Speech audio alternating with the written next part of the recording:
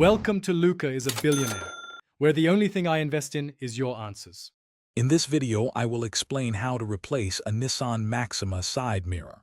First, gather your tools, including a flathead screwdriver, a socket wrench, and a trim removal tool. Having the correct replacement mirror for your specific Maxima model is crucial. Always ensure your vehicle is parked safely on a level surface with the ignition off before starting any work. Now, let's remove the damaged mirror. Begin by gently prying off the small interior trim panel that covers the mirror's mounting bolts. Once exposed, carefully disconnect the electrical connector from the mirror's wiring harness.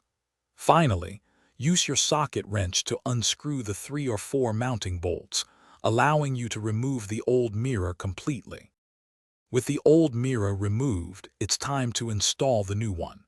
Carefully position the new side mirror onto the door, ensuring the mounting holes align perfectly. Hand tighten the 3 or 4 mounting bolts first, then use your socket wrench to secure them firmly. Don't over-tighten.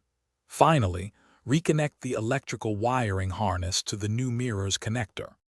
Finish up, reattach the interior door panel trim piece, making sure it snaps securely back into its original position. Then, turn on your vehicle and test the new mirror's electronic adjustments and any integrated turn signal functionality to confirm everything works correctly.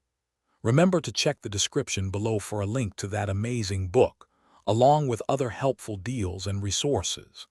This simple repair can save you a significant amount versus a professional shop. Thanks for watching and please subscribe. It's the best investment you'll ever make.